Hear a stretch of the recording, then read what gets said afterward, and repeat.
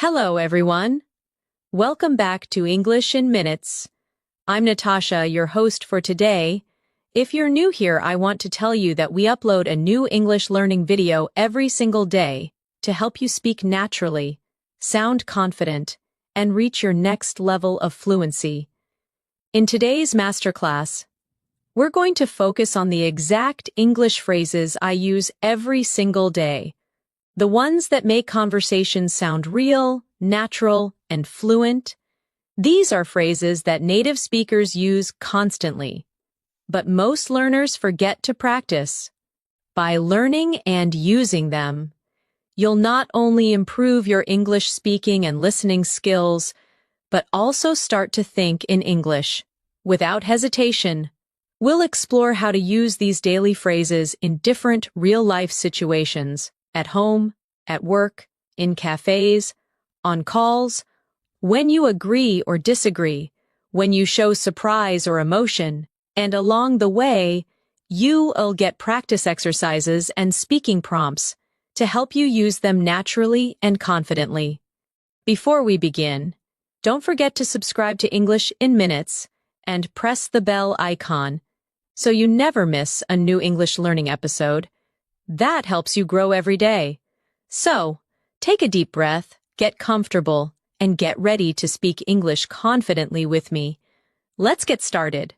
Let's begin with the kind of phrases that we all use without even realizing how powerful they are in daily communication. For example, phrases like, "You know what I mean? That makes sense," or "I totally get you." These are small, simple, but incredibly important because they keep conversations alive and make you sound fluent and connected. Imagine you're talking to a friend about something that happened at work. Your friend says, "My boss asked me to redo the presentation even though I stayed up all night working on it." You can respond naturally by saying, "Oh, I totally get you. That must be so frustrating." This small phrase, "I totally get you," shows empathy, understanding, and natural flow. Now, repeat after me slowly. I totally get you. I totally get you. Feel how the words roll off your tongue naturally. Try saying it with emotion. I totally get you. When you want to show real understanding, here's another one. That makes sense. When someone explains something and you want to confirm that you understand, say, "Yeah, that makes sense." It's soft, natural, and very common in advanced spoken English. Practice with me. "Yeah, that makes sense." Try again. A little faster this time. "Yeah, that makes sense. Excellent." Now let's practice using both phrases in a mini conversation. You say, "I couldn't finish my report because my computer crashed." Your friend says, "Oh, I totally get you. That must have been so annoying."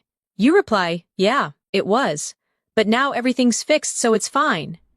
Your friend responds, "That makes sense. Did you notice how natural that sounds? None of those lines sound robotic or textbook. They sound like real conversation, and that's exactly what we want to practice today. When you speak English every day, it's not about using difficult or fancy words. It's about using phrases that carry emotion, intention, and rhythm. That's what fluent speakers do. They connect words with feelings. Now let's move into another group of phrases you can use every single day. When you agree or show support, instead of just saying yes or okay, try using something that shows tone and personality. For example, "Absolutely, exactly, you're right about that," or "I couldn't agree more." Repeat after me slowly. "Absolutely, exactly, you're right about that. I couldn't agree more." These are the kind of expressions you hear in natural English conversations, not formal, not stiff, just clear and confident. Let's try them in context. Imagine someone says, "I think learning through real conversations is better than just studying grammar." You can reply, "Absolutely.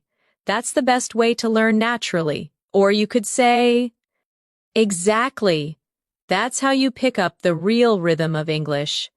Repeat after me again with emotion. "Absolutely. Exactly. You're right about that. I couldn't agree more." Now, take a moment and think about your own day. How often do you agree with people, maybe with a coworker, a family member, or a friend? Try replacing your usual yes with one of these. It'll make you sound more fluent, more expressive, and more like a native speaker. Let's practice a few real-life examples together.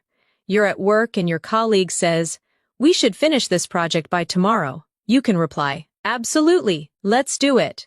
Your friend says, "This restaurant makes the best coffee in town." You can respond, "Exactly, I love their cappuccino." Or someone says, "Speaking English every day really improves fluency." You can say, "You're right about that," or "I couldn't agree more." Each time you say it, notice the tone of your voice. Fluency isn't only about words, it's about sound, emotion, and timing. That's what gives life to your English. Let's do a short speaking exercise now. I'll give you a sentence, and you respond naturally using one of these agreement phrases. I'll say, "Learning English through practice is better than memorizing grammar." You say, "Absolutely," or "Exactly." I'll say, "Speaking slowly helps improve pronunciation." You say, "You're right about that." I'll say, "It's easier to remember words when you use them in sentences." You say, "I couldn't agree more." Good job. You're not only repeating words, you're training your brain to think in English patterns. Now let's move into another everyday area. Expressing emotion. When something surprises you, don't just say, "Oh," or "Really." Try these instead. "No way." "You're kidding." "That's unbelievable." Or "Are you serious?" For example, your friend says, "I met your favorite actor yesterday." You can say, "No way. You're kidding." These reactions add life to your speech and make you sound emotionally connected, not robotic. Let's repeat together. "No way. You're kidding. That's unbelievable." "Are you serious?" Try saying them with emotion. Feel the rise in your voice when you express surprise. The energy in your tone makes the English feel alive. Now imagine different situations. Your friend says, "I got a new job." You respond, "No way! Congratulations!" Or your colleague says, "We finished the project 2 days early." You say, "That's unbelievable." Or someone tells you, "I just ran 5 miles this morning." You respond, "Are you serious?" When you speak with emotion, your brain connects the feeling with the language, and that's how real fluency grows. Take a moment now. Close your eyes if you want, and imagine yourself talking to someone confidently in English. You use these phrases naturally. Your tone is calm, your rhythm smooth, your words flowing easily. That's the power of practice. So whenever you learn a new phrase, don't just read it, say it out loud, use it in your daily life, and let your brain build the rhythm of English. Now let's move a little deeper into daily communication. Every conversation has moments when you need to show interest, to keep the dialogue flowing, or to make the other person feel heard. In advanced English, we do this not by long sentences, but by using short, friendly, responsive phrases. Imagine you're listening to someone talk about their weekend, and you want to show you're engaged. Instead of staying silent or saying only, "Yeah," try using natural listener phrases like, "Oh, really? That's nice. Sounds great." "Good for you." Or "I see what you mean. Let's practice together slowly." "Oh, really? That's nice. Sounds great." "Good for you. I see what you mean." Now, here's a small dialogue for practice. A friend says, "I finally started going to the gym again after 2 months." You respond, "Good for you. That's amazing." Then they add, "It's tough to stay." "Consistent, though." You reply, "Yeah, I see what you mean." Notice how this little rhythm keeps the conversation warm and alive. It shows that you're not only listening, but connecting emotionally. Now repeat with me, imagining the tone of a real conversation. "Good for you." Excited tone? "I see what you mean." Understanding tone? "Sounds great." Friendly tone? You can even record yourself saying these lines. Listen back and check the tone. The more natural it sounds, the closer you are to advanced fluency. Let's continue. When you're having a casual chat in English, you'll also need small fillers, the words native speakers use to think while speaking. Phrases like, you know, I mean, well, actually, or let me think. These are essential for sounding smooth and natural. Let's practice them with meaning. If someone asks, why did you choose that restaurant? You can say, well, I just like the atmosphere there. If you're explaining something, say, it's one of those places that feels cozy and calm. If you want to clarify, say, it's not fancy, but it's nice. And if you're thinking, use let me think. To buy time naturally, repeat after me now. Well, actually, let me think. These are not empty words. They show confidence and control.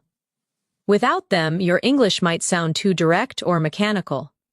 With them, your sentences flow like a native speaker's rhythm. Let's create a short practice exercise.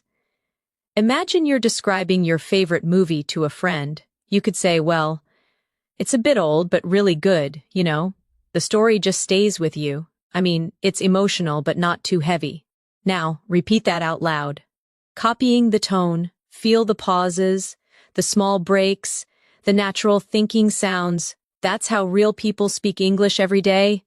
Now let's shift to another group of daily life phrases.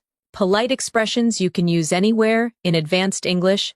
Being polite doesn't mean being overly formal. It means sounding soft, respectful, and kind. Instead of saying, give me that, you can say, could you pass me that, please? Instead of, I want water, say, could I get some water, please? Or instead of wait, say just a second, please.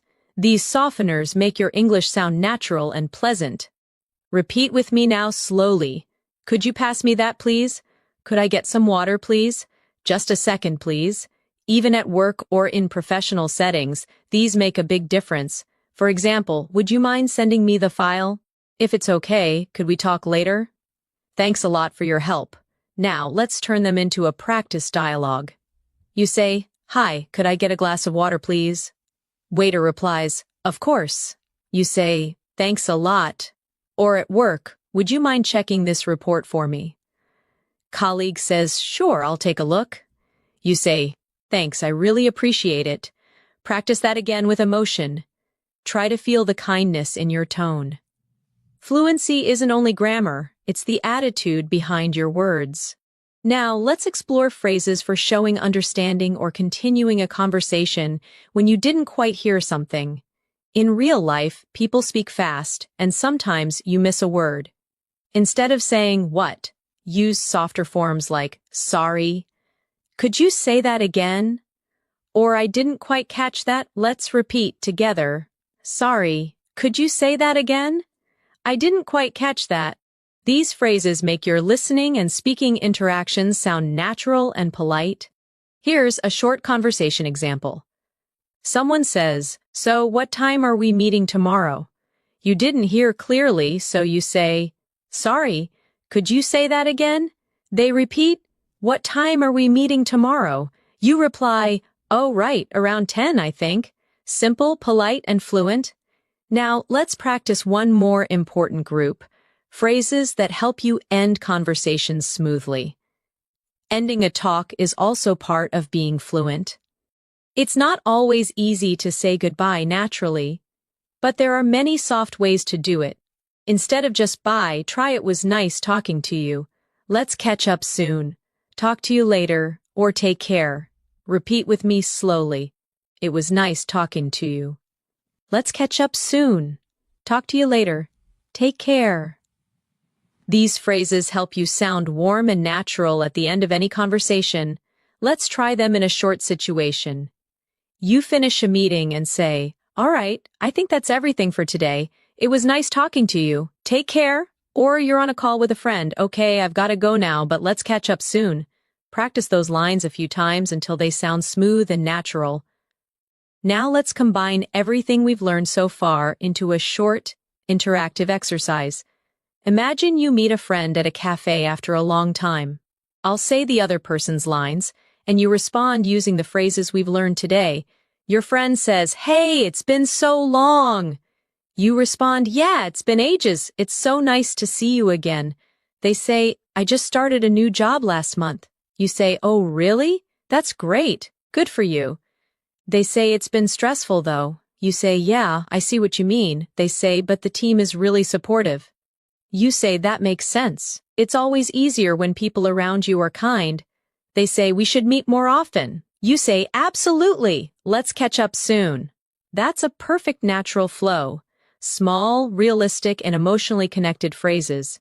These are the building blocks of fluent communication. Remember, the more you practice, the more these phrases become automatic. You don't need to translate or think. Your brain will start using them naturally because they are stored as chunks, not as individual words.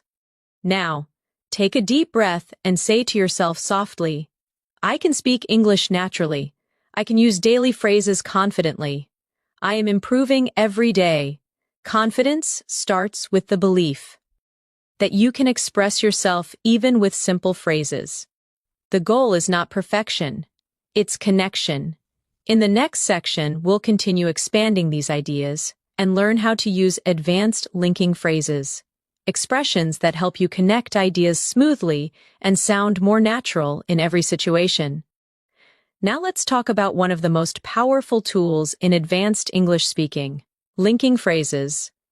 These are the small expressions that help your sentences flow together, making your speech sound natural and connected, instead of broken or robotic. Think about how native speakers connect their thoughts in conversation. They don't just stop after every idea. They say things like, "By the way," "as I was saying," "speaking of," "actually," "on the other hand," or "that reminds me." These are what make conversations feel alive and logical. So let's explore them together, one by one, with natural examples you can use in your daily life. Imagine you're talking about your weekend and suddenly remember something else you want to share. You can say, "Oh, by the way, I watched that movie you recommended." It's natural, smooth, and conversational. Repeat after me. By the way, oh, by the way. Use it when you want to add something extra or slightly change the topic. Now, if you're continuing an earlier idea after being interrupted, you can say, "As I was saying." It helps bring the conversation back to your main point. For example, "As I was saying, it's important to practice every day if you want to stay fluent." Repeat with me, "As I was saying." Here's another. Speaking of, use this when you want to link what the other person said to something related. For instance, if someone mentions travel, you can say, "Speaking of travel, I'm planning to visit Italy next month." Repeat again. Speaking of. These connecting phrases help your thoughts flow like a river. Smooth, natural, continuous. Now let's use a few of them together in a mini conversation practice. You say, "I met Emma yesterday." Your friend replies, "Oh, really? How's she doing?" You say, "She's great. By the way, she started a new job in London." Your friend says, "Oh, wow, that's amazing." You respond, "Yeah, as I was saying earlier, she's been working really hard." Your friend says, "Speaking of hard work, you've been super busy too, right?" See how it flows? You don't even notice where one topic ends and another begins. That's what makes English sound fluent and natural. Now let's look at another group of connectors. Contrasting phrases like however, even though, on the other hand, and at the same time. These help you express more advanced thoughts. Comparing, contrasting, or showing two sides of something. For example, "I like working from home, however, it can get a bit lonely sometimes." Or "I enjoy watching movies at home, but on the other hand, going to the cinema feels more exciting." Repeat slowly with me. However, on the other hand, even though, at the same time. Now try to make your own sentences aloud. For instance, "I love coffee. However, I try not to drink too much." Or "I like big cities, but on the other hand, I also enjoy quiet villages." Practice expressing contrast in a calm tone, not too fast, not too formal, just natural conversation speed. Let's now focus on transition phrases for adding information. These are like bridges that let your ideas flow together. You can use in addition, besides, also, or what's more. Imagine you're describing your morning routine. I usually start my day with coffee. In addition, I listen to a short English podcast. I like reading in the morning. Besides, it helps me stay focused. I enjoy learning English every day. What's more, it makes me feel confident. Repeat with me. In addition, besides, what's more. Now let's practice a daily life example. You're telling a friend about how you've been improving your English. I've been watching more English videos lately. Besides, I try to speak with my colleagues in English. Your friend says that's a great idea. You say, yeah, and what's more, I record myself speaking to check my pronunciation. These little connectors make your English sound advanced, not because they're complicated, but because they're natural and logical. Now let's do a reflection exercise. Think about how you could describe your own day using linking phrases. For example, I woke up early today. After that, I made breakfast. Then I listened to an English lesson. Later on, I went for a walk. Now try saying it again but connecting it smoothly. I woke up early today, and after that, I made breakfast. Then I listened to an English lesson. Later on, I went for a walk. Now make it sound more advanced. I woke up early today. After making breakfast, I listened to an English lesson. Later on, I went for a walk to clear my mind. Can you feel how natural that rhythm becomes? That's the secret of advanced fluency, not bigger words, but smoother flow. Let's take this a little further. To sound more fluent, we also use phrases that show cause and effect, like so, that's why, as a result, because of that, and therefore. For example, I was tired, so I went to bed early. I didn't study yesterday, that's why I'm revising now. I practiced English every day. As a result, I became more confident. I listened to more English podcasts, therefore, my listening improved. Repeat these lines softly with me. Feel the flow between the cause and effect. Now imagine you're explaining your own progress in English. You could say, I started learning English consistently, and as a result, I feel more confident when I speak. Now try that again, but this time without reading. Make it your own sentence about your journey. Pause for a few seconds. Think about what you could say.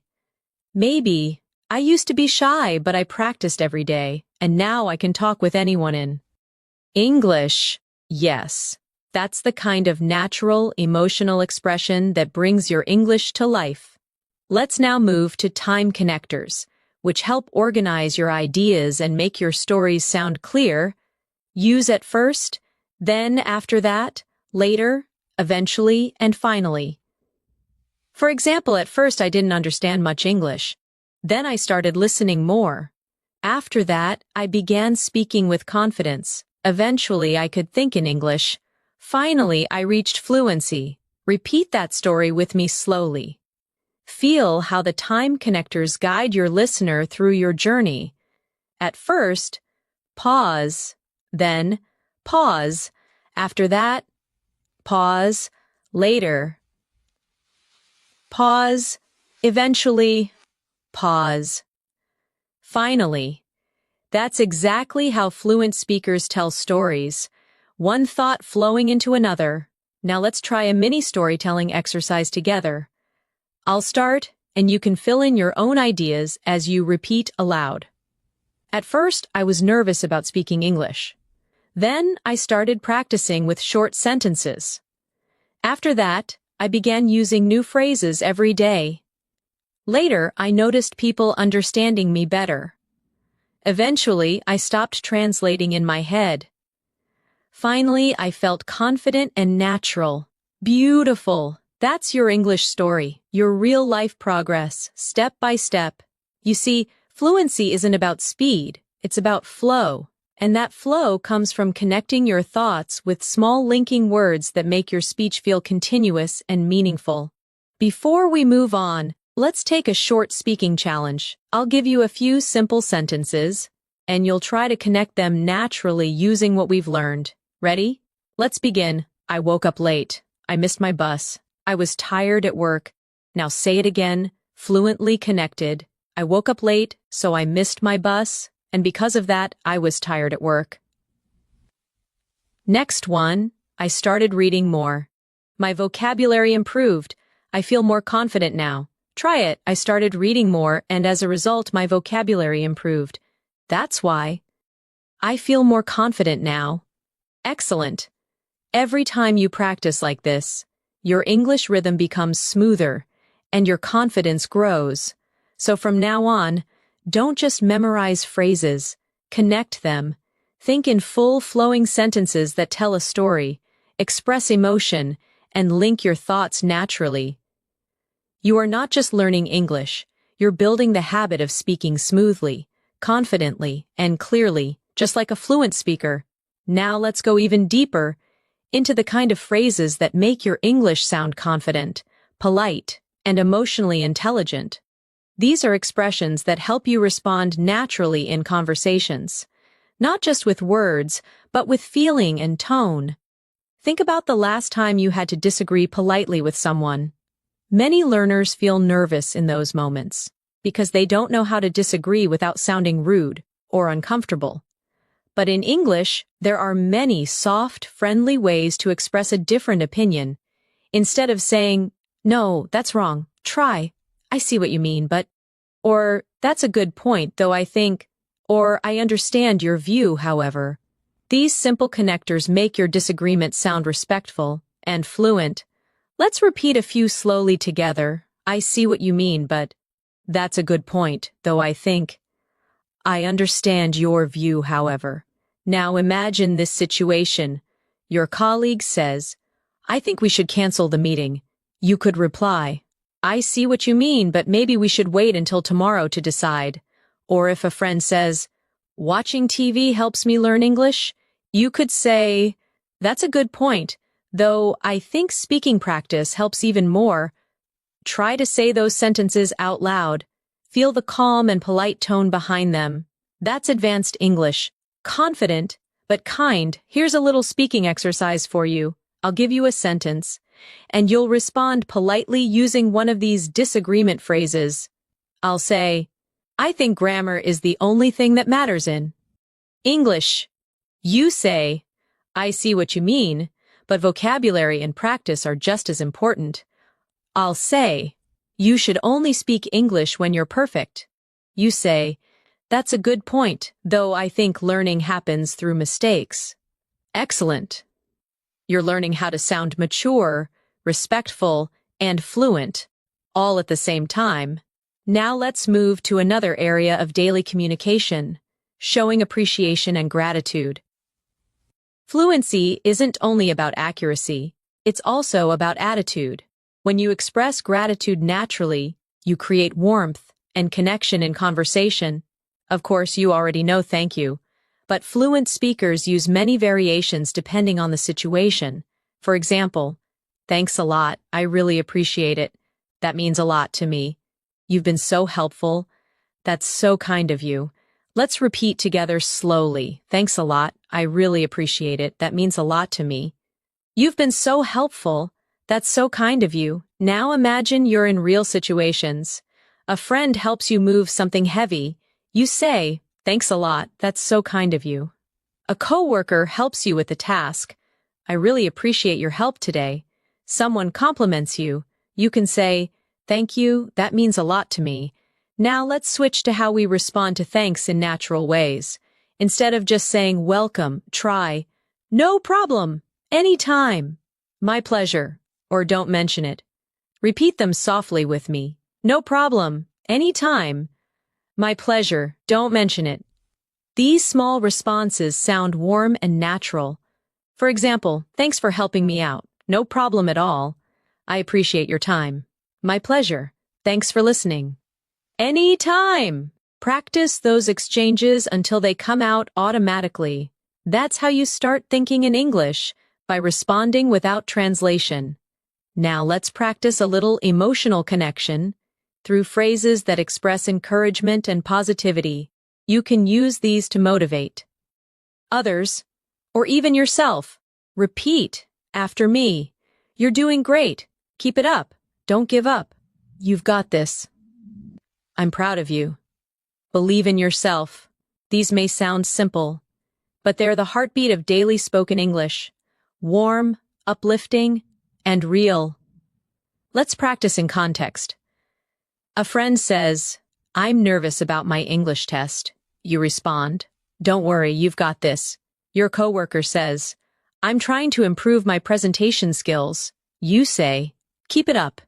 You're improving every day." Someone says, "I made a mistake while speaking." You respond kindly, "That's okay, everyone makes mistakes. You're doing great." Now, turn those phrases toward yourself for a moment.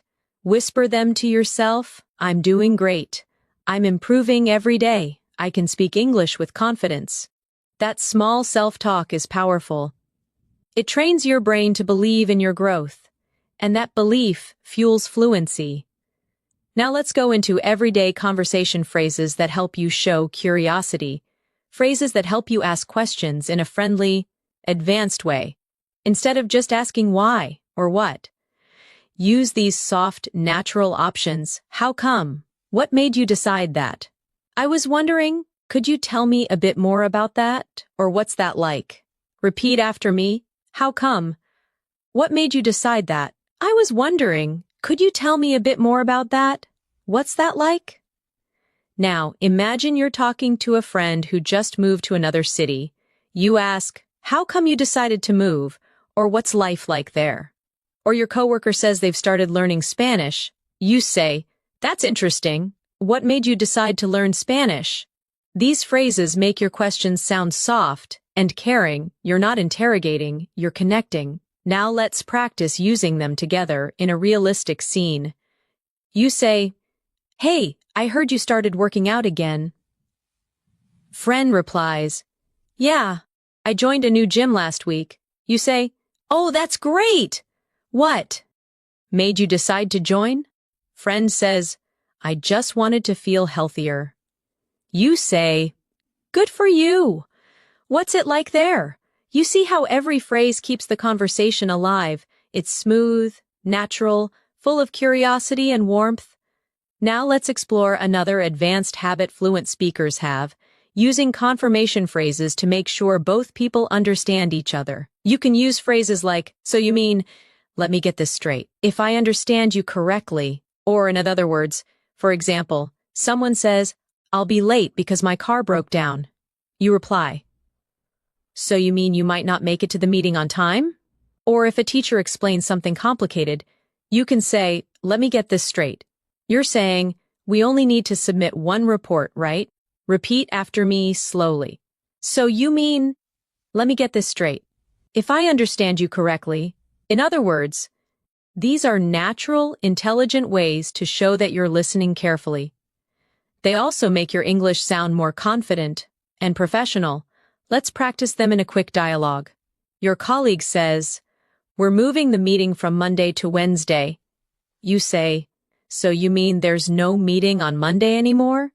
They respond, "Exactly." You say, "Got it, thanks for letting me know." Perfect! That's the rhythm of real English communication. Short, polite, and clear. Now, let's take a small speaking challenge. I'll describe a situation, and you respond using any phrase we've learned so far. You meet someone new at work. What can you say? Maybe, "Nice to meet you. How's your first week going?" Someone gives you good news. How can you respond? Try. "That's amazing. I'm so happy for you." Someone thanks you for help? How do you reply? Say, "No problem, anytime." Someone shares a different opinion. What can you say? "I see what you mean, but I have a slightly different view." Each response builds your English muscles.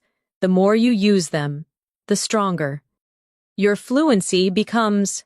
Now, let's finish this section with a small reflection exercise. Close your eyes for a moment. Take a deep breath and imagine yourself speaking English fluently. With confidence, you walk into a room, greet people naturally, respond politely, express yourself clearly, and leave the conversation with a smile. That image in your mind isn't just imagination, it's a preview of your future self. Every phrase you're learning today is taking you one step closer to that version of you. You're not just memorizing sentences, you're building habits, emotions, and rhythms that will stay with you for life. So keep repeating these daily phrases. Use them when you text, when you talk to friends, when you think to yourself. Every small practice moment adds up to massive improvement. You're doing amazing so far. Keep going. And remember, fluency is built one phrase at a time. Let's keep going. Because now we're going to explore one of the most powerful skills in English communication. Small talk. Small talk is not small in meaning. It's a huge part of sounding fluent, confident, and friendly in daily life. It's what helps you connect with people naturally, without pressure, in advanced English. Small talk isn't about deep conversations. It's about creating comfort. It's how you start communication in cafes, offices, elevators, meetings, or even while waiting for something. Let's begin with simple, realistic examples. When you meet someone, instead of just saying hello, try something warmer like, "Hi, how's your day going?" Or "Hey, how have you been?" Or "Good to see you again." These small differences immediately make your English feel friendly and approachable. Repeat after me softly. How's your day going? How have you been? Good to see you again. Now imagine you're at work, and you meet a colleague in the morning. You could say, "Morning! How's everything?" Or "Hey, hope your day's starting well." And if someone asks you, "How's your day going?" You can respond naturally with phrases like, "Pretty good so far," "Can't complain," "It's been busy, but good," or same old, same old." Repeat after me again. Pretty good so far. Can't complain. It's been busy, but good. Same old, same old. These are real everyday answers that you'll hear from native speakers all the time. They're short, relaxed, and full of rhythm. Let's practice a short small talk scene. You say, "Hey, how's your day going?" Your friend replies, "Pretty good so far." "How about you?" You say, "Can't complain. It's been a long morning though." You see how natural that flow is. It's simple, but that's exactly what fluency sounds like, not memorized, just natural and human. Now, small talk often includes talking about the weather, plans, or daily life, topics that are safe and familiar. For example, you can say, "It's such a nice day today, isn't it? Feels like it's going to rain. It's been really cold lately. This week's going by so fast." Now, repeat after me with natural rhythm. "Such a nice day today, isn't it? Feels like it's going to rain. It's been really cold lately. This week's going by so fast." Now, imagine adding your opinion or emotion after it. "It's such a nice day today, isn't it? Perfect for a walk." Or "Feels like it's going to rain." I love that cozy feeling. That's what brings warmth and personality to your English. Let's try another practice dialogue. You're waiting in line somewhere. The person next to you says, "The weather's been crazy lately." You can reply, "Yeah, tell me about it. It's so unpredictable these days." Or someone says, "Can't believe how hot it is." You can say, "I know, right? It feels like summer came early." Those small reactions, "Tell me about it." "I know, right?" Exactly, are essential in fluent English. They make your conversations feel alive, connected, and friendly. Now let's move into another part of small talk. Talking about plans and time. Here are some phrases you can use in daily life. What are you up to this weekend? Got any plans after work? How's your week looking? I'm thinking of relaxing tonight. I might go out with some friends. Repeat these softly with me. What are you up to this weekend? Got any plans after work? How's your week looking? I'm thinking of relaxing tonight. I might go out with some friends. These are perfect to start or continue small talk naturally. Now, let's do a mini exercise. Imagine you're talking to a friend on Friday afternoon. You, "Hey, got any plans for the weekend?" Friend, "Not really, I might just stay home and rest." You, "Sounds good. You deserve a break." Simple, warm, natural. That's exactly what you should aim for in daily English. Now let's go one level deeper, learning how to show genuine interest in someone's life. This is what makes your English not just fluent, but meaningful. Phrases like, how's everything going with you? How's work these days? How's the family? What have you been up to lately? Or it's been a while.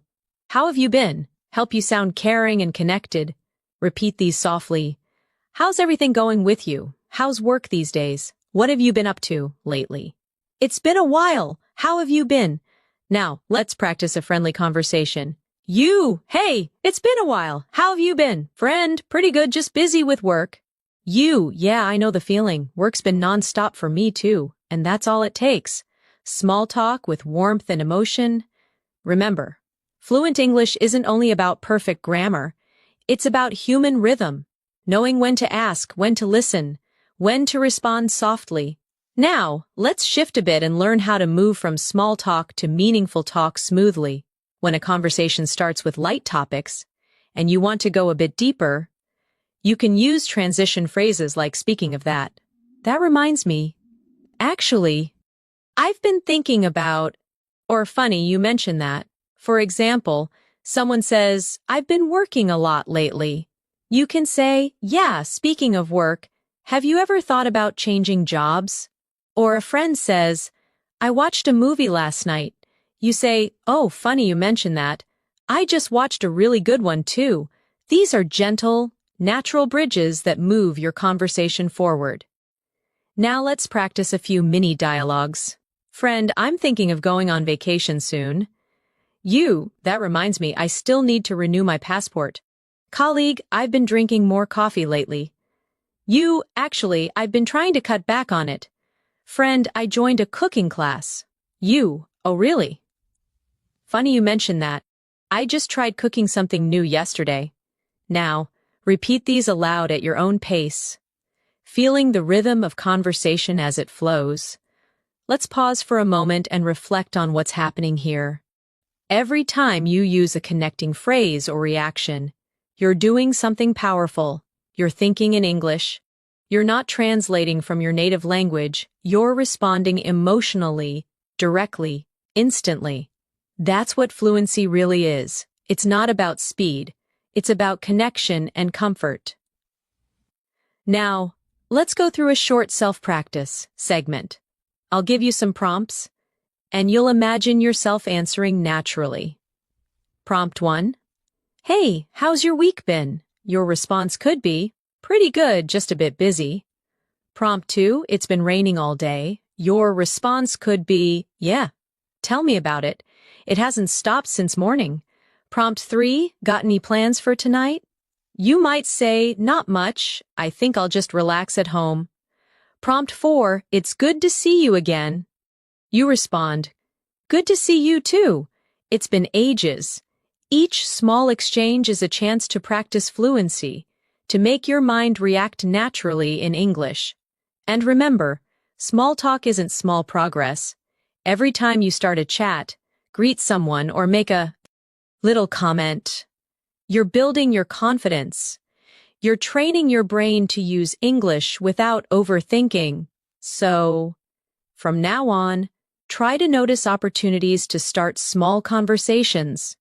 At the store, in class, at work, online. Use one of today's phrases naturally.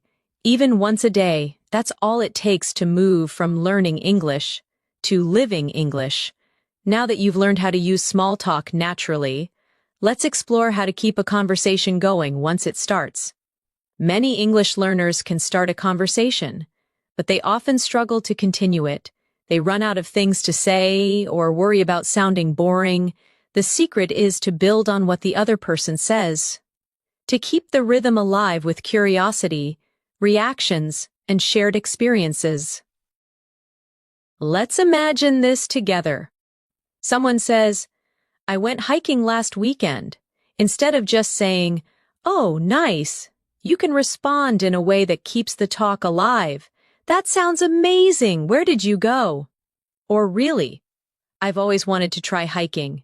How was it? See how these questions invite the person to share more. That's how you create natural flow in English. Repeat after me. That sounds amazing. Where did you go? How was it? I've always wanted to try that. Now, let's practice more examples. Someone says, I watched a new series on Netflix. You can reply, oh, really? What's it about? Or nice. Was it good? Someone says, I just started learning guitar. You can respond, that's so cool. How long have you been playing? Someone says, I tried cooking a new recipe. You could say, that's great. What did you make? Notice how you're not just reacting, you're inviting. That's what fluent speakers do. They keep conversations open by asking simple, emotional questions that make others feel heard and comfortable. Let's do a speaking challenge together. I'll say a sentence, and you imagine your natural follow-up question. I say, I'm planning a trip next month. You might respond, oh, nice. Where are you going? I say, I've been feeling a bit tired lately. You could respond, oh, no. Have you been getting enough rest? I say, I've been learning English for 3 years now. You might say, that's great. What's helped you the most? Perfect. You're learning how to sound engaged and natural, not just polite, but emotionally connected. Now, sometimes in a conversation, you'll need to show surprise, empathy, or emotion to make your words sound alive. Native speakers do this with short, expressive phrases like, oh, wow, that's incredible. Really? That must be tough. Good for you. Or, that's so funny. Let's repeat a few together. Oh, wow, that's incredible. Really? That must be tough. Good for you. That's so funny. Now let's use them in short examples. A friend says, I finally got a promotion. You respond, oh, wow, congratulations, that's amazing. Someone says, I woke up at 5 a.m. to go running. You reply, really? That's so early. Good for you. Another friend says, I lost my phone yesterday. You respond, oh, no, that must be tough. These small emotional reactions keep your speech full of energy and warmth.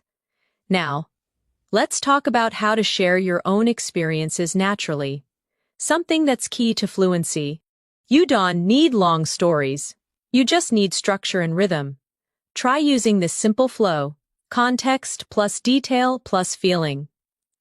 For example, last night I tried a new restaurant near my house. The food was amazing, and the atmosphere was so cozy. I think I'll go again next week. Or, I started reading a new English book. It's a bit difficult, but I'm enjoying it. Or, I went jogging this morning. The weather was so fresh. It felt great. Now, try creating your own example out loud. Think about something small you did today, maybe drinking your morning coffee, watching a video, or finishing some work, and describe it using that pattern, what you did, a little detail, and how you felt. Pause for a few seconds and practice that now. Excellent. That's how fluent English feels. Calm, clear, and full of life.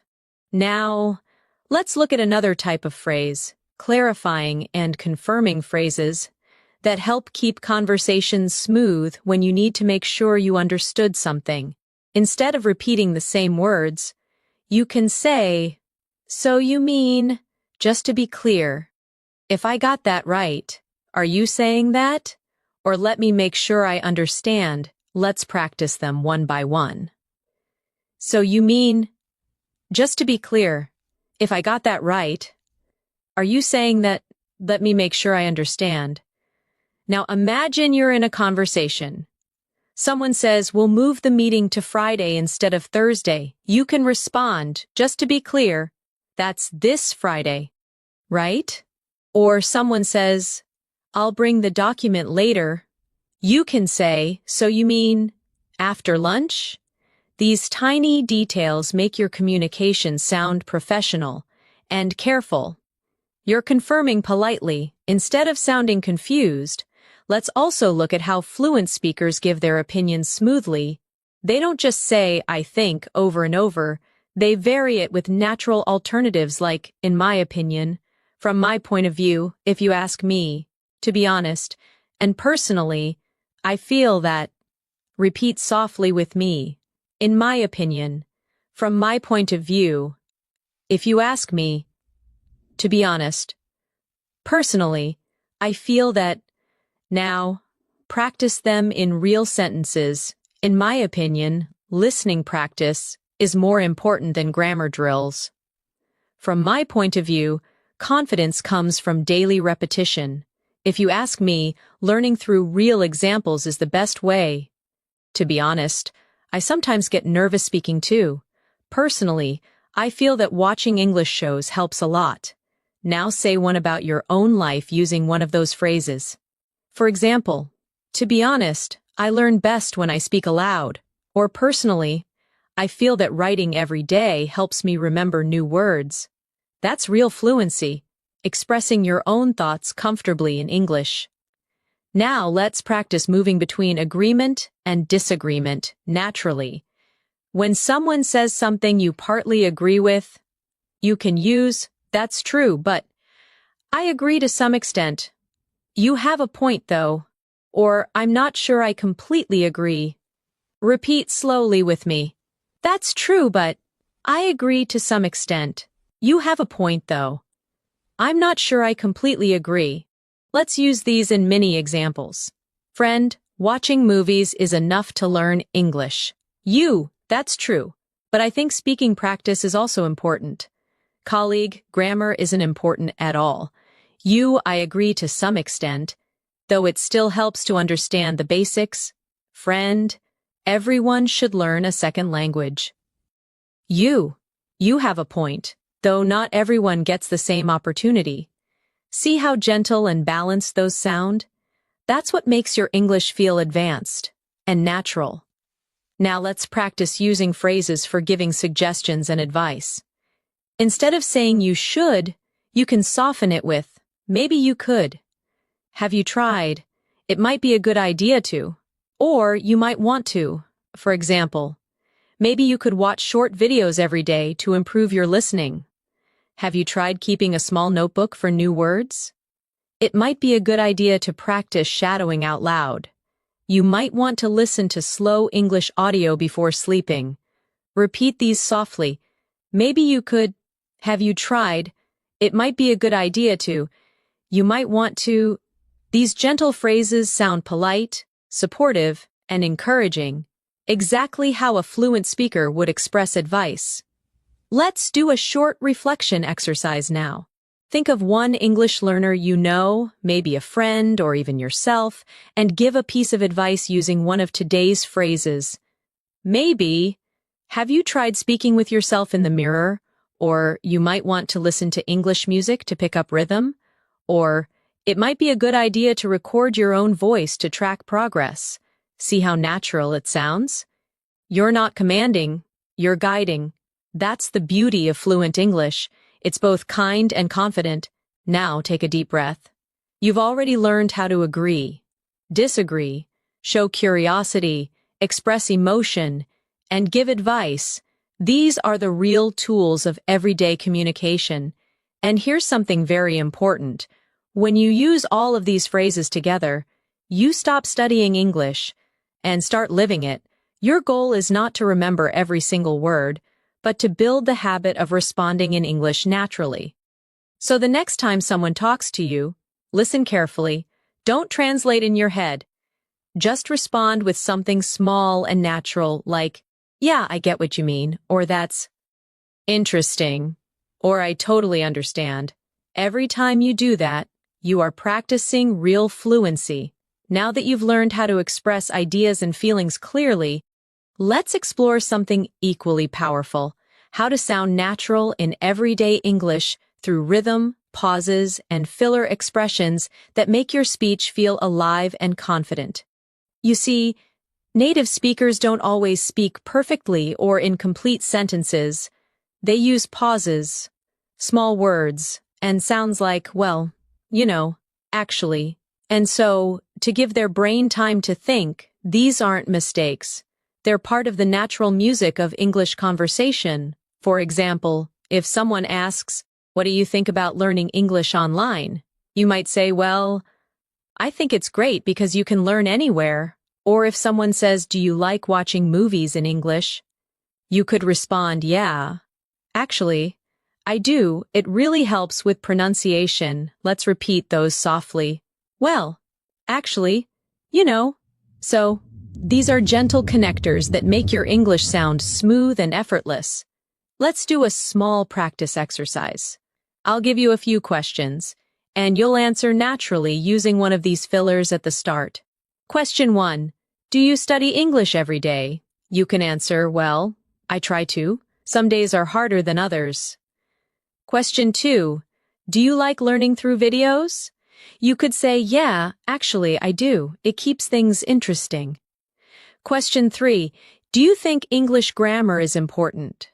Try, "I think grammar matters, but practice matters more." That's the sound of real conversation. Relaxed, thoughtful, and genuine. Now let's talk about another important feature of fluent English: intonation. That's how your voice rises and falls naturally when you speak. Intonation shows emotion and makes your words sound alive. For example, when you ask a question like, "Really?" your voice goes up slightly at the end. When you show understanding with "I see," your tone drops slightly to show calmness. When you say, "That's amazing," your tone rises with excitement. Practicing these tones helps you sound expressive and confident. So let's do a few together. Say softly, "Really?" with rising tone. "I see." With falling tone. "That's amazing." With rising tone. "Oh, that's too bad." With soft, low tone. When you train your ear for tone and rhythm, you'll notice how English carries emotion through sound, not just words. Now, let's look at some advanced conversation habits. How to change topics smoothly and how to end conversations politely. Sometimes you need to move from one topic to another without sounding abrupt. You can use phrases like "anyway," "by the way," "speaking of which," or "that reminds me." For example, "Anyway, let's get back to what we were talking about," or "speaking of travel. I've always wanted to visit Japan." Repeat after me softly. "Anyway, by the way." "Speaking of which, that reminds me." Now, when you want to end a conversation, don't just say bye. Instead, use friendly closing phrases like "It was great talking to you." "Let's talk again soon." "I'll catch you later." "Take care," or "Have a good one." Practice them now with emotion. "It was great talking to you." "Let's talk again soon." "I'll catch you later." "Take care."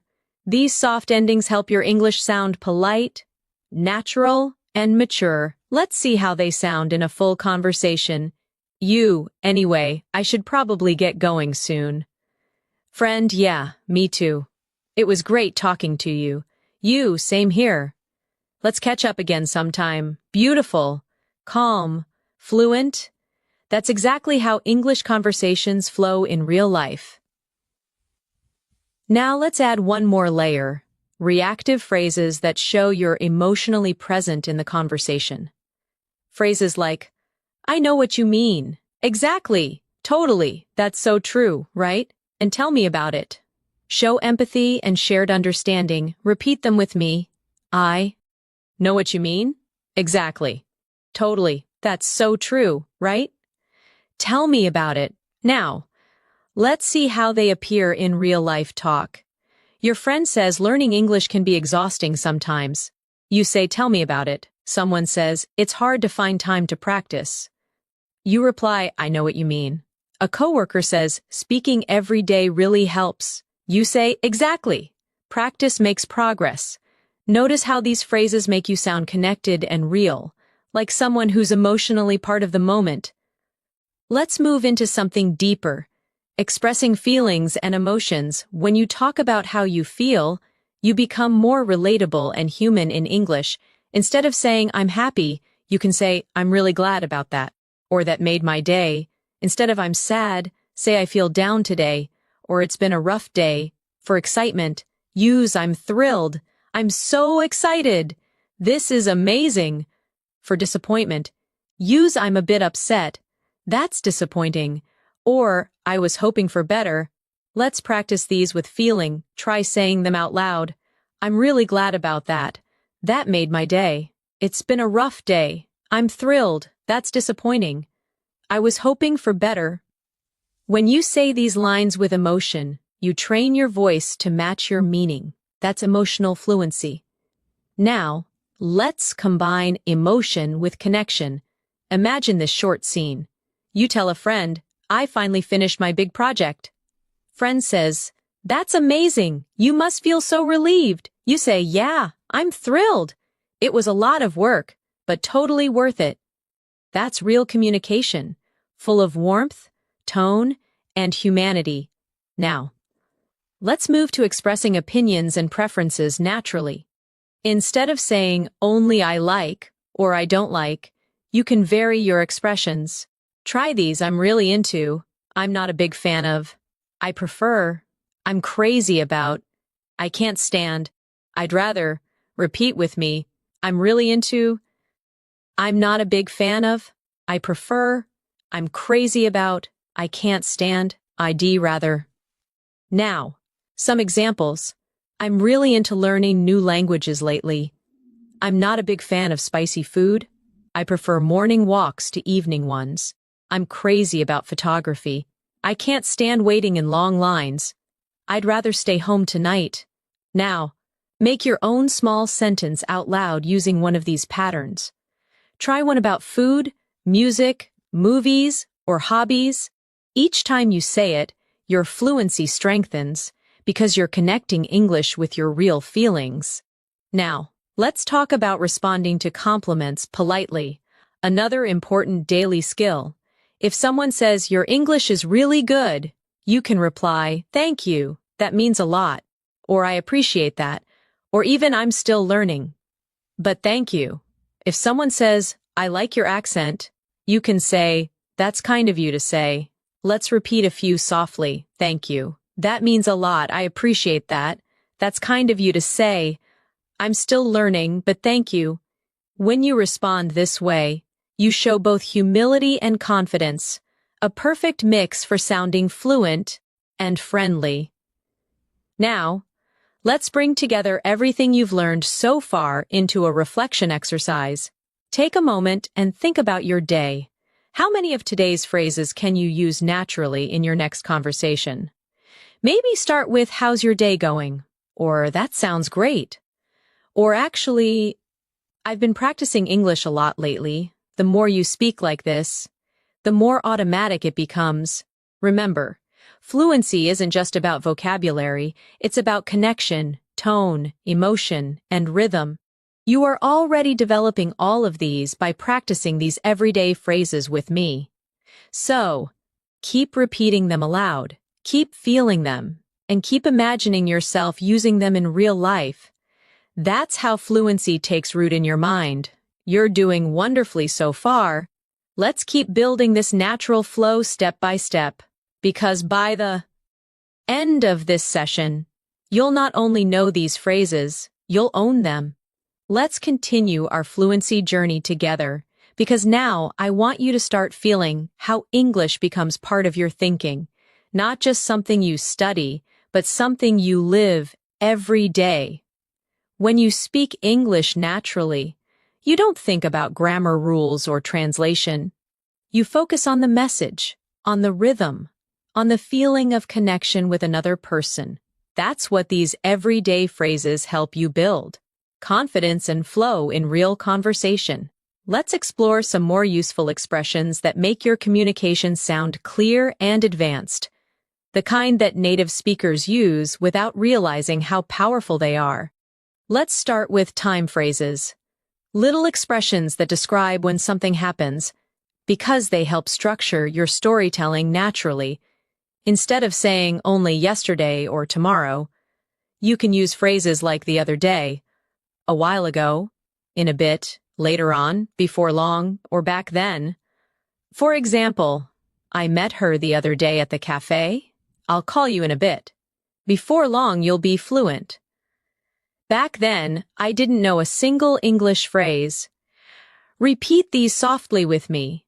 The other day, a while ago, in a bit, later on, before long, back then. These time phrases add life and variety to your speech. They make your English sound natural, not robotic. Now, let's talk about conditional phrases.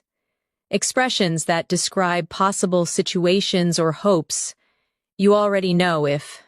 But fluent speakers use many soft variations like as long as, in case, even if, provided that, or unless. Let's see how they sound in real use. You'll improve fast as long as you practice daily. Take an umbrella in case it rains.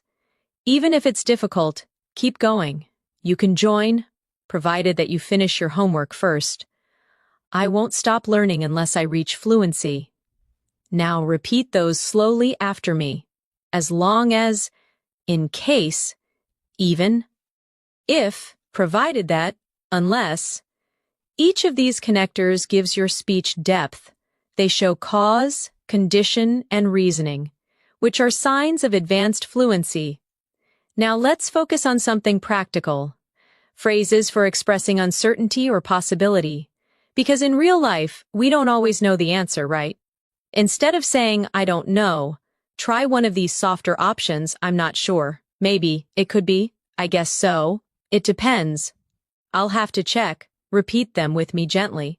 I'm not sure, maybe, it could be, I guess so. It depends. I'll have to check. Now let's put these in a short example. Friend, are you free tomorrow? You, I'm not sure. I might have some work. Coworker, do you think it'll rain today? You, maybe. It depends on the forecast. These soft answers make your English sound polite and realistic. Just like everyday speech. Now, let's practice something every fluent speaker does all the time. Reacting to new information. When someone tells you something surprising or unexpected, you can respond naturally with phrases like, oh, I didn't know that. Is that so? That's interesting. Really? Or good to know. Repeat after me softly. Oh, I didn't know that. Is that so? That's interesting. Really? Good to know. These reactions show engagement. They keep your tone friendly and alive. Here's a small exercise for you. I'll say something, and you respond with one of these phrases. I say, did you know English has more than 1 million words? You say, oh, I didn't know that. I say, coffee was discovered over 1,000 years ago. You say, that's interesting. I say, the word okay is understood almost everywhere in the world. You say, really? Good to know, see? Simple reactions make conversations flow beautifully. Now let's talk about phrases that help you manage conversations professionally. These are great for meetings, group discussions, or polite conversations. For example, when you want to share your opinion, say if I may add something, or from my experience. When you want to politely interrupt, say sorry to interrupt, but, or can I just say something here? When you want to agree diplomatically, say I think you're absolutely right, or that's a very good point. Repeat them with me softly. If I may add something, from my experience, sorry to interrupt, but can I just say something here? That's a very good point. These phrases are especially useful if you use English for work or study. They make your tone respectful and confident at the same time. Let's practice a short professional scene. You're in a meeting and someone says, we should focus more on online marketing. You respond, that's a very good point. If I may add something, we could also improve our website. Or someone says, we don't have enough feedback yet. You can say, I totally agree.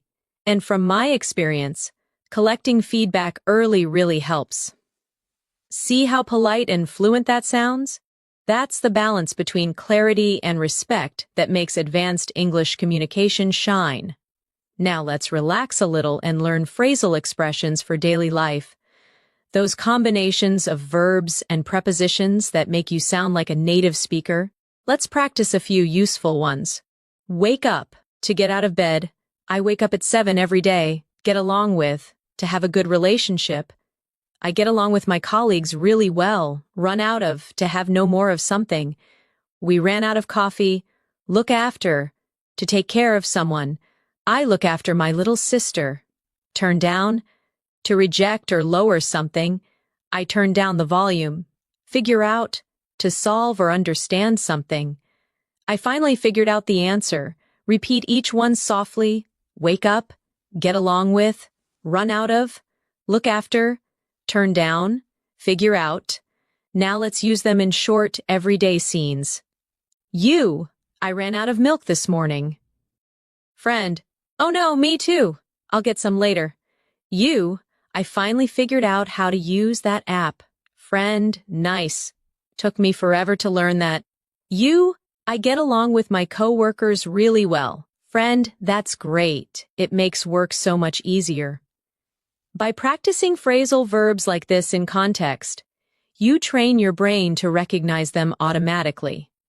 Now, let's shift to phrases for showing understanding or empathy. The ones that make you sound emotionally intelligent in English. You can use that must be hard. I can imagine. I know how you feel. That sounds tough. Don't worry about it, or everything will be fine. Repeat gently with me. That must be hard. I can imagine. I know how you feel. That sounds tough. Don't worry about it. Everything will be fine. Now imagine this short scene. Friend, I didn't do well in my exam. You, oh, I know how you feel. That must be hard. But you'll do better next time. Someone says, I've been really busy lately. You, I can imagine. Make sure to rest when you can. These phrases help you sound kind and thoughtful, which is just as important as being fluent. Let's do a reflection exercise before we move forward. Take a moment and think of 3 phrases from today that you like the most. Maybe I'll call you in a bit, or don't worry about it, or I figured it out.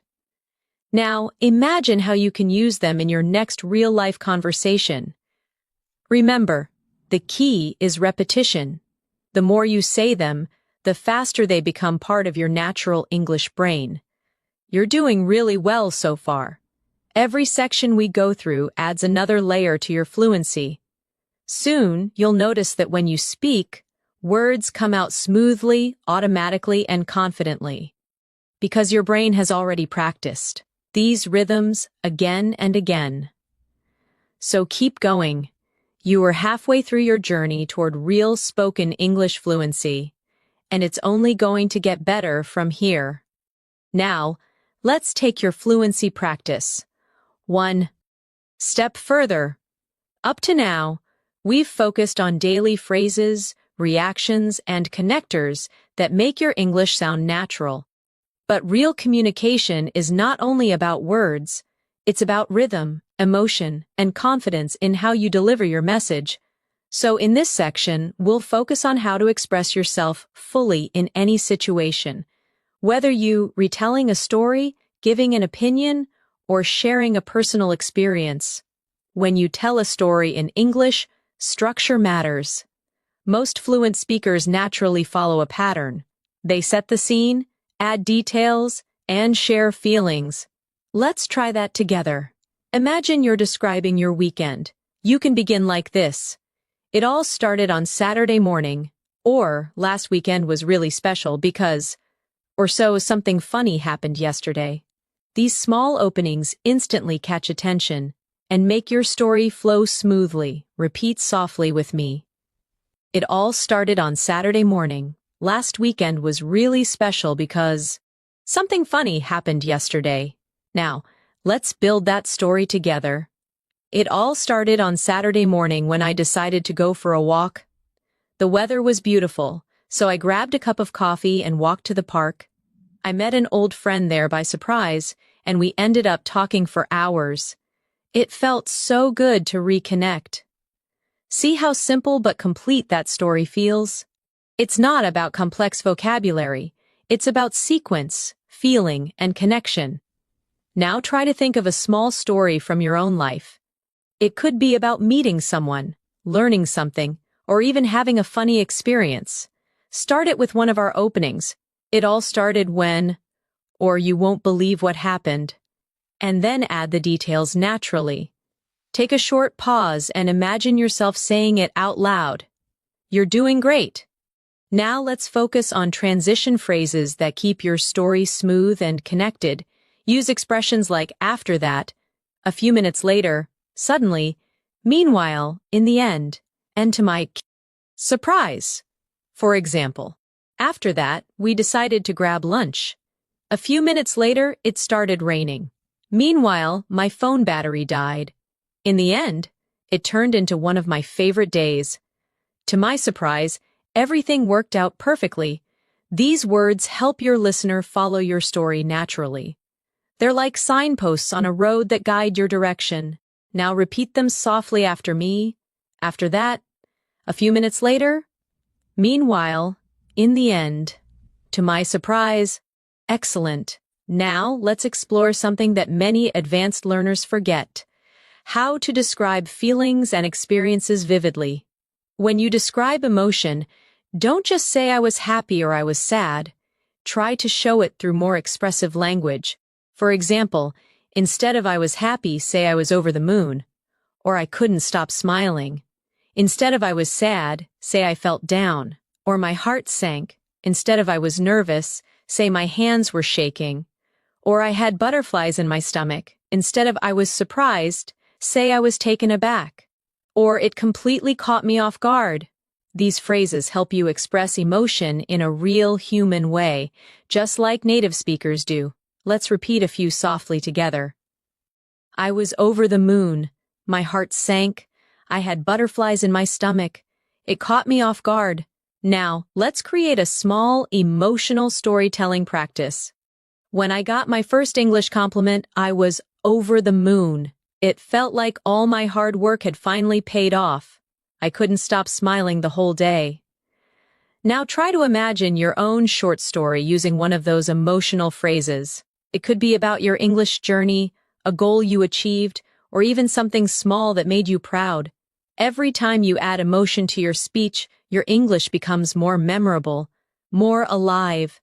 Now let's move into phrases for reflection and realization, the ones that help you sound thoughtful and mature. You can say things like looking back. I've realized that. It taught me that. It made me understand. Since then. Or that moment changed me. For example, looking back, I've realized that consistency is everything. That experience taught me that mistakes are part of learning. Since then, I've been more confident when I speak. Repeat them gently with me. Looking back, I've realized that. It taught me that. Since then, that moment changed me. These reflective phrases show maturity and growth. They let your listener see your journey, not just your words. Now let's connect that idea to your own English learning story. You can say something like, looking back, I've realized that speaking every day, even for 5 minutes, makes a huge difference. It taught me that practice doesn't have to be perfect, it just has to be consistent. That's beautiful, isn't it? It's not just fluent English, it's fluent thinking in English. Now let's move into phrases for motivation and encouragement, the ones you can use with yourself or others when you feel tired or unmotivated. Repeat softly with me. One step at a time, every day counts, progress, not perfection. You've come a long way, keep going, you're getting there, believe in your journey. These phrases not only help you stay motivated, they sound natural and deeply human. Let's practice them in small daily examples. I feel like my progress is slow. Friend, don't worry, one step at a time. Every day counts. I made so many mistakes today. Friend, that's okay. Progress, not perfection. I'm still not fluent yet. Friend, but you've come a long way. Keep going, you're getting there. Each of these phrases can become part of your self-talk, a soft reminder that growth in English, like in life, is built slowly, kindly, and steadily. Now let's imagine you're the one encouraging someone else, a friend or a fellow learner. You can say things like, "You're improving faster than you think. I can already see the difference. Don't stop now. You're closer than you realize. It's okay to take breaks, but never give up." These words not only help others, but they also strengthen your own mindset. Now let's talk about phrases for confidence and self-assurance. When you want to sound confident without sounding arrogant, use expressions like, I'm pretty sure, I'm confident that, I believe, from what I know, or I feel certain that. For example, I'm pretty sure this is the right way. I believe we can do it. I'm confident that practice will pay off. Repeat after me. I'm pretty sure, I'm confident that, I believe, from what I know, I feel certain that. These small phrases build strength in your tone. They show clarity and calmness. Now, let's combine confidence and kindness together in one short example. You say, from what I know, everyone learns differently, and that's okay. Or, I believe you'll get better if you keep practicing. That's exactly how fluent English sounds. Thoughtful, balanced, and authentic. Now let's do one of my favorite fluency practices, shadowing reflection. I'll say a few sentences slowly, and you can repeat them after me, copying the tone and rhythm as naturally as you can. I've come a long way. I'm proud of how much I've improved. Every mistake helps me grow. I can communicate my thoughts clearly. Fluency is not about perfection. It's about connection. Beautiful. Take a deep breath and repeat those again softly to yourself. Feel how your confidence rises with every phrase. This is what fluency really means, being able to speak from the heart, with calm, with truth, and with rhythm. And remember, you're not learning just words. You're learning how to express life through English. You are doing so well, and there's still more to discover. Let's keep going, because the more you speak, the more natural you become, and the more English starts to feel like your language. Now that you're learning to express yourself confidently, let's explore how to sound smooth and natural when you connect ideas in longer conversations. Because fluency isn't only about what you say, it's about how easily your words flow from one thought to the next. One of the best ways to build this flow is by using linking expressions for explanation and reason. These help you explain why or how something happens in a natural way. Let's practice some of them together. That's because the reason is, you see, basically, in other words, to put it simply, repeat them softly after me. That's because the reason is, you see, basically. In other words, to put it simply. Now, here's how you can use them in real sentences. I enjoy learning English. That's because it connects me with people from around the world. You see, the key to fluency is daily consistency. Basically, practice turns knowledge into confidence. In other words, the more you use English, the more natural it feels. These linking expressions let your thoughts move naturally. They're the glue that holds your ideas together. Let's keep going with phrases that organize your ideas when you're speaking for longer. You can say, first of all, secondly, finally, or for casual speech, to start with. Then again, on top of that, last but not least. For example, first of all, you need motivation. Secondly, you need a daily routine. And finally, you need patience. Or in a friendly tone. To start with, I love English movies. On top of that, I enjoy learning new expressions from them. Repeat these softly now. First of all, secondly, finally, on top of that, last but not least. These are especially helpful if you're giving a presentation or explaining something. They make your English sound organized and professional. Now let's practice a small activity together. Imagine you're giving simple advice on learning English. Say, first of all, listen more than you speak. Secondly, repeat what you hear. And finally, don't be afraid to make mistakes. Excellent. That's fluent, clear, and confident English. Now let's learn phrases for expressing preference and comparison. Because fluent speakers often describe what they like or choose in subtle ways.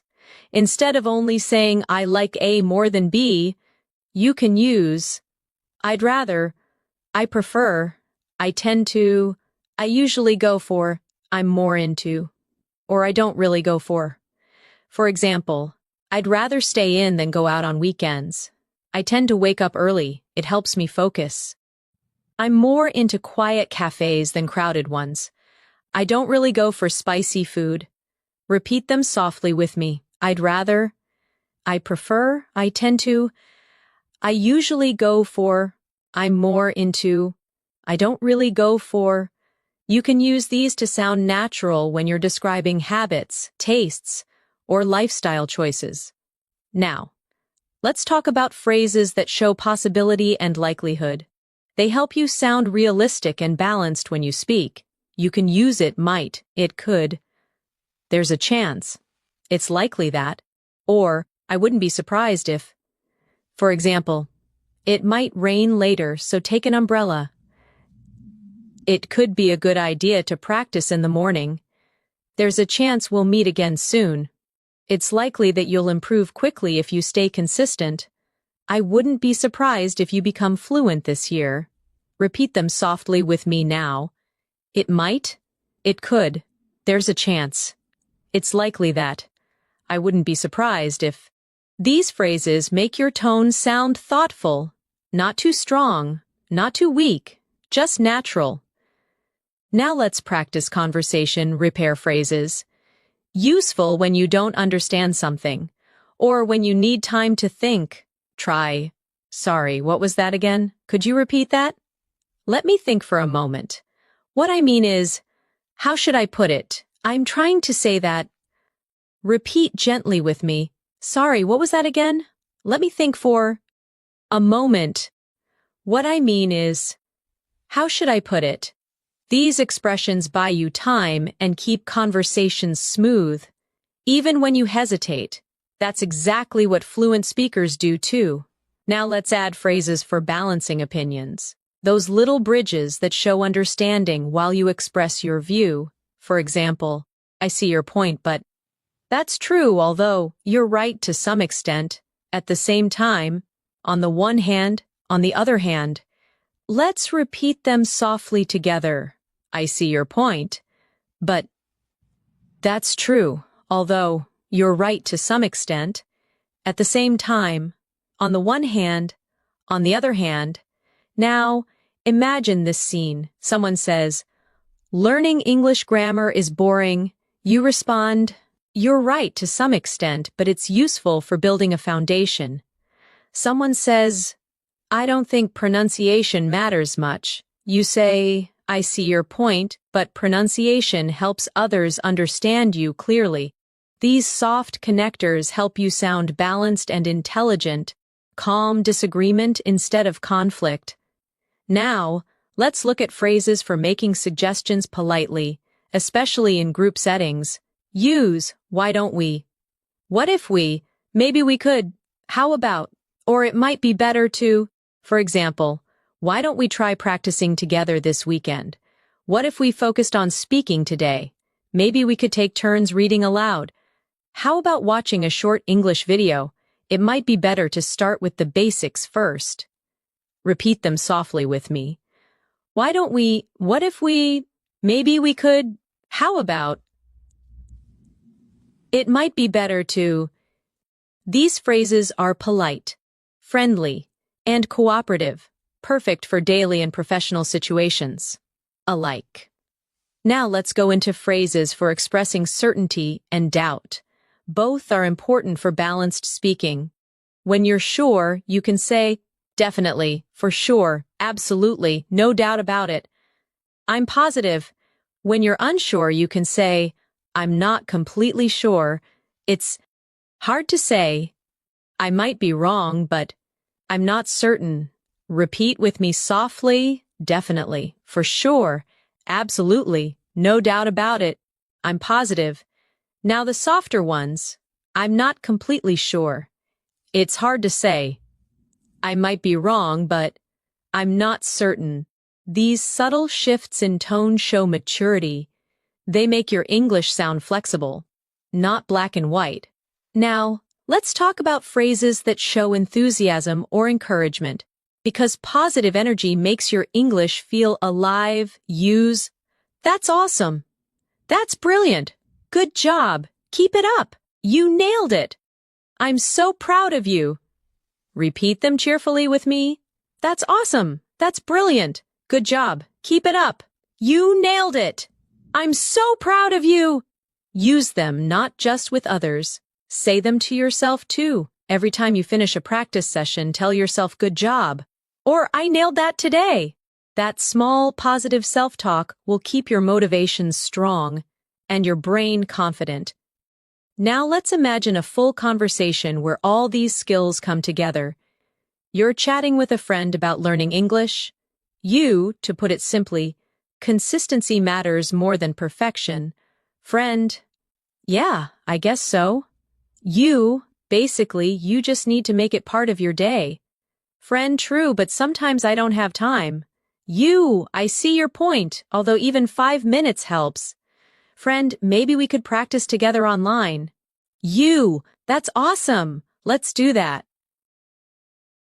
See how natural that sounds? That's not textbook English. That's real-life communication, flowing with comfort and confidence. Before we move further, take a slow breath and reflect for a moment. You've now learned hundreds of daily English phrases, not just for understanding, but for using. From greetings and reactions to storytelling, motivation, and polite communication, you're building the habits that define fluency. Remember, English fluency isn't a destination. It's a process of continuous connection. Every phrase you use, every word you repeat aloud, brings you closer to thinking directly in English. You're doing wonderfully, and you've already come so far. Let's keep moving forward to complete your masterclass with more real-life examples and closing reflections. At this point, you've learned so many powerful phrases, expressions, and natural sentence patterns that it's time to focus on the mindset that turns them into fluency. Because real fluency doesn't come from memorizing. It comes from living these words every day, using them in small moments until they become part of who you are. Let's start by talking about one of the biggest fluency blocks, fear of making mistakes. Almost every English learner feels it, that little hesitation before speaking, the worry of sounding wrong, the fear of being judged. But let me remind you of something important. Even native speakers make mistakes all the time. They forget words, repeat themselves, say things like or and yet they keep going, they keep communicating. Because communication is the real goal, not perfection. So the next time you're about to speak English and that fear appears, pause and remind yourself, I don't need to be perfect. I just need to connect. Repeat that softly with me now. I don't need to be perfect. I just need to connect. That sentence alone can free you from hesitation. Now, let's imagine a real-life moment. You're talking to someone, and suddenly you forget a word. Instead of freezing, just use one of these natural filler phrases to keep going. You can say, what's the word? Let me think. How do I say this? Or it's kind of like, for example, I went to, what's the word? A bakery. Or it's kind of like a park. But smaller. These phrases keep the conversation alive and show confidence even when you pause. Let's repeat them softly together. What's the word? Let me think. How do I say this? It's kind of like, that's fluency, not speed, but smoothness. Now, let's talk about another important point. Thinking in English, many learners try to translate from their first language, but that slows everything down. Instead, start building thoughts directly in English, even for small things. When you wake up, say to yourself in English, I'm getting up now. When you eat, think, this tastes good. When you walk outside, say, it's such a nice day.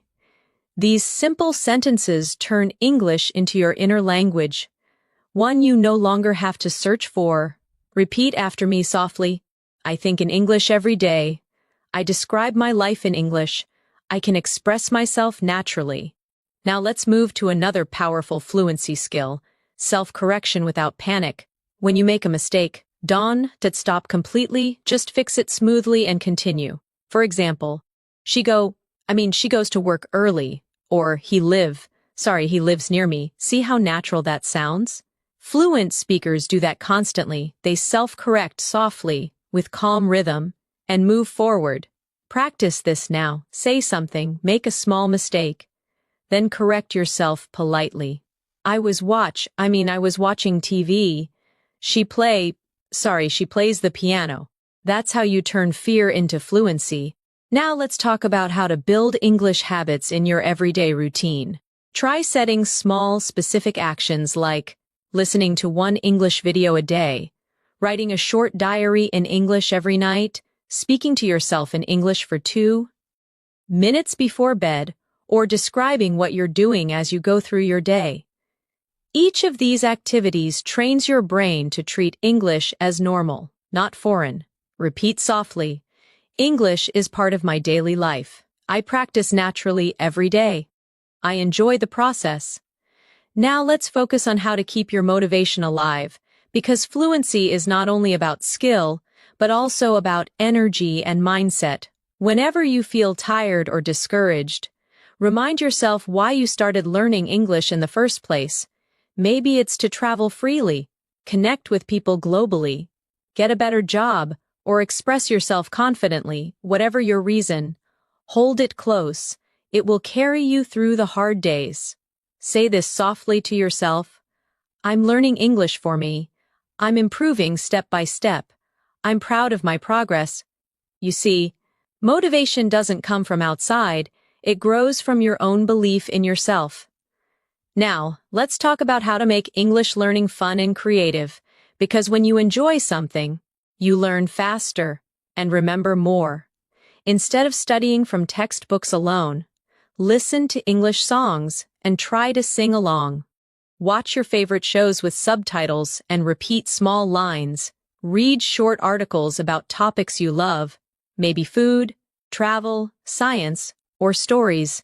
And most importantly, make English part of your hobbies. If you love cooking, watch English recipe videos.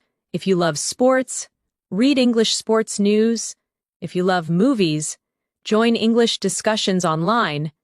This turns English into a lifestyle, not a subject. Repeat softly. I live in English. I learn through what I love. English is part of my world. Now, let's talk about one of the most beautiful ways to grow. Talking to yourself in English.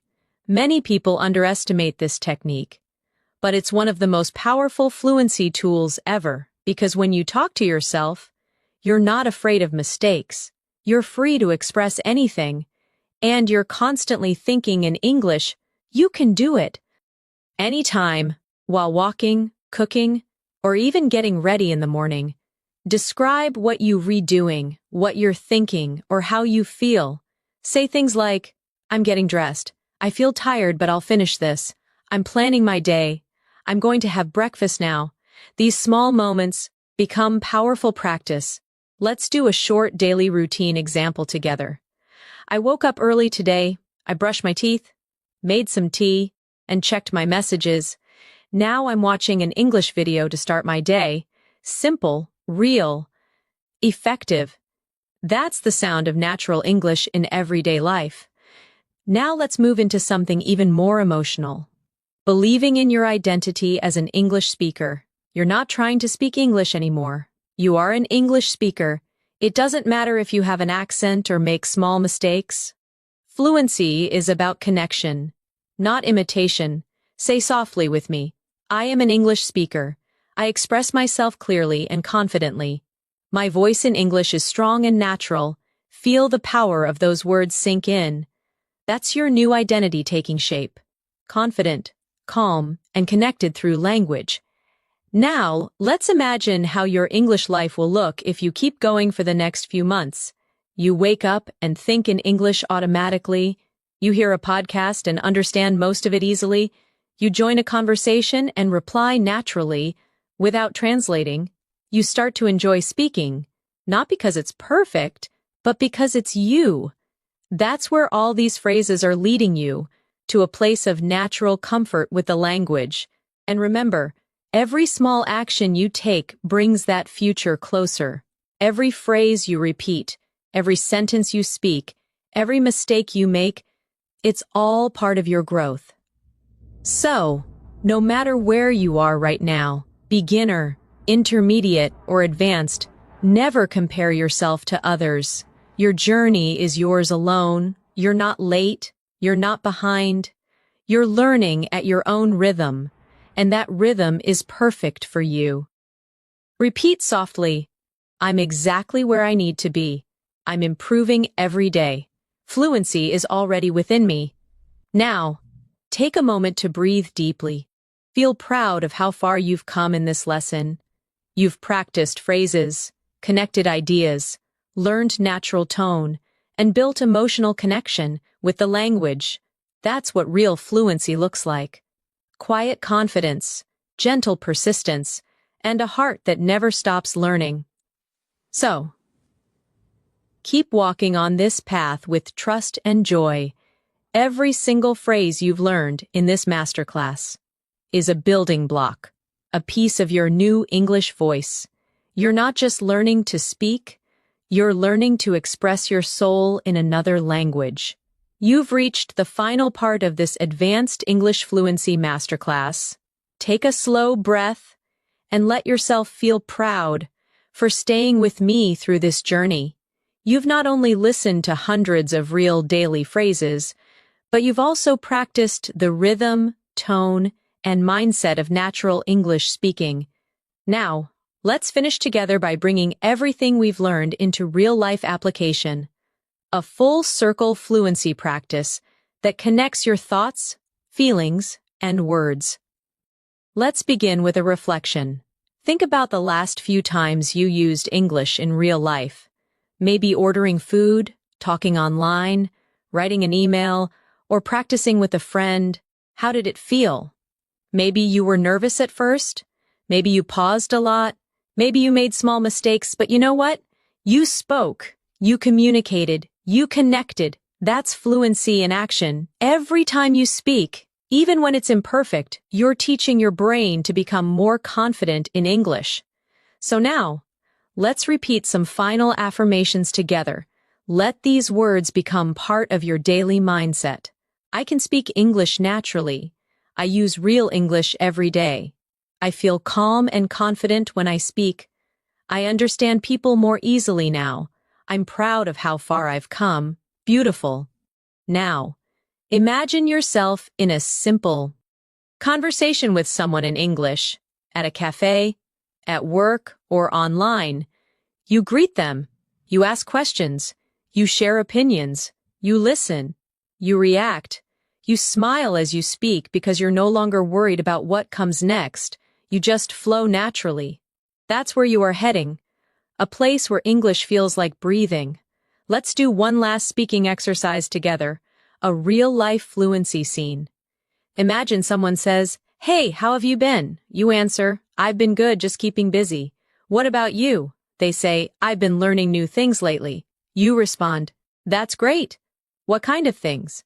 They say, "I started learning photography." You say, "Really? That sounds interesting." "I've always wanted to try that." See how natural that feels. No translation, no hesitation, just connection. Now, take a moment and speak freely for a few seconds. Describe your day, your thoughts, your plans. Use the phrases you've learned here. Don't worry about grammar, just let the words flow. When you do this daily, your English voice will become effortless and full of life. And remember, fluency is not a final goal. It's a journey you continue every single day. Some days you'll speak smoothly, some days you'll feel stuck, but every day you'll move forward if you keep showing up. So promise yourself right now to keep learning, gently, patiently, and joyfully. Say it softly with me. I will keep learning. I will keep practicing. I will keep believing in myself. You've already proven that you can stay committed. This 30-minute masterclass is proof of that. and every word you've repeated, every phrase you've practiced, has brought you closer to true fluency. Now, let's close this lesson with a calm reflection. Imagine yourself 1 year from now. You walk into a room, someone speaks to you in English, and you answer confidently, without hesitation, with a smile. Your thoughts and words move together, effortlessly. That's your future, fluent, clear, and confident. And it all starts with what you're doing right now. Repeat softly with me. My English is improving every day. I speak clearly and confidently. Fluency is becoming natural to me. Remember, the goal isn't to know every word. It's to be able to express yourself with warmth and honesty. And you already can. Let me remind you once more. Small steps lead to big change, one phrase at a time, one practice at a time, one conversation at a time. Don't rush it. Enjoy the rhythm of learning. Enjoy the feeling of progress. Enjoy the quiet confidence that grows inside you with every sentence you speak. And whenever you doubt yourself, come back to this masterclass. Listen again. Repeat the phrases out loud. Feel how much you've grown. Because the truth is, you already sound better than you think. You've learned how to greet people naturally, express feelings and opinions, agree and disagree politely, tell stories with rhythm, and connect emotionally through English. You've built the habits, the tone, and the mindset that define true fluency.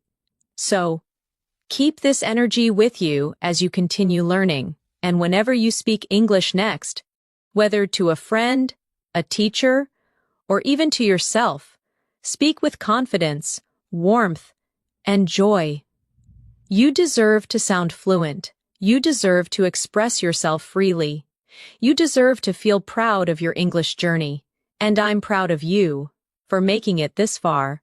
Now take one last deep breath, smile, and say this one last time with me.